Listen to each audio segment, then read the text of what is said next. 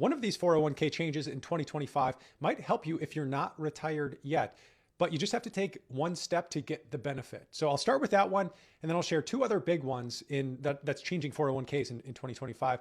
And then I'll also share a couple things to think about before year end related to your 401k. So the first one, we'll just get right into it. The new rule in 2025 that allows you to get even more into your 401k, it's due to the Secure Act 2.0 that was passed in 2022.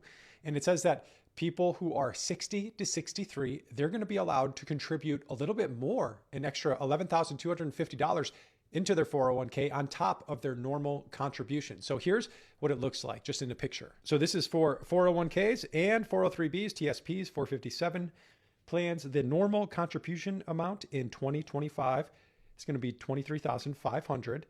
And then if you're 50 plus, you can add an extra $7,500 on top of that. So if you're 50 plus, that's $31,000 you could put in your 401k. And here's the change happening in 2025. Instead of $7,500, you can put in a little bit extra, $11,200. So the total amount is going to be $34,000. Total max contribution is $34,750. Now, if you want to maximize what's going into your 401k, into your retirement accounts before you retire, you'll just want to update your contribution amount with your employer to make sure that you get that max benefit. The second big change that I didn't realize, it was a bit of a shock to me when I saw these numbers, because I didn't realize it meant that much money. And I think everyone should do this, even if you think it's not going to apply to you. And I'll actually ask you, how much money do you think is in these old stranded 401ks? If you haven't heard that term stranded 401k before, it just means money in 401k accounts that employees, you and I, might have forgot about. Not you and I, but a normal person might have forgot about.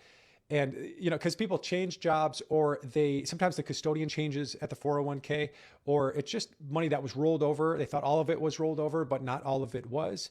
In short, it's just money, 401k money that people forgot about. So how much money is in a stranded 401k out in the US? Is it millions of dollars? Is it billions of dollars, or is it over $1 trillion? The estimate that I saw, it's $1.3 trillion of forgotten money in 401ks.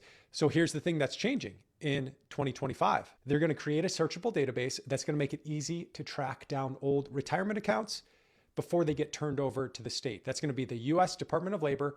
They're going to be required to make this and allow us to search it and just see if anything is out there. So might as well, I think I will do it just in case. Who knows? Sometimes you make a transfer to a different account or make a withdrawal or something like that, and there's a little bit left.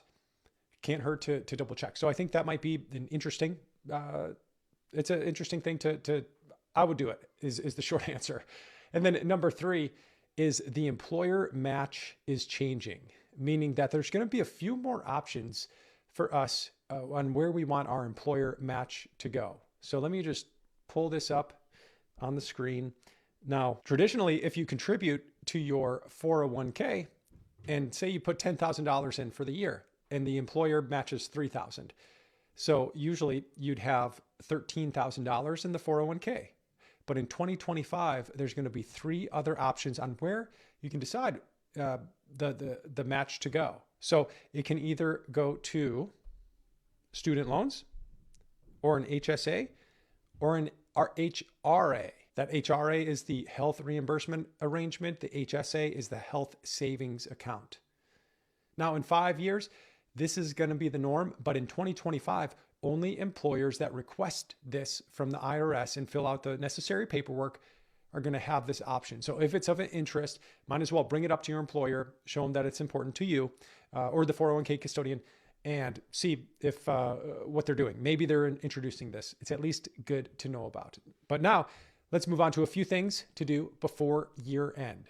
Number 1, make sure, if this is what you want to do, make sure you're contributing enough to get the full employer match if that's offered, because not getting that match is kind of like leaving money on the table. Number 2, if you receive extra income at the end of the year due to bonuses or things like that, consider increasing your 401k contribution the last few pay periods this year, just to max it out or get more into 401k.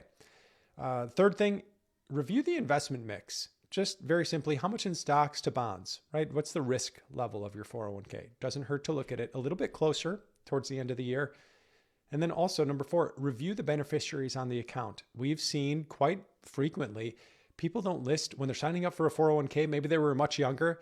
They don't put the beneficiaries down and they never think to add them. So can't hurt to double check that. And if you've got the means, for the 5th thing, think about increasing the contribution, the total amount into your 401k just to max it out.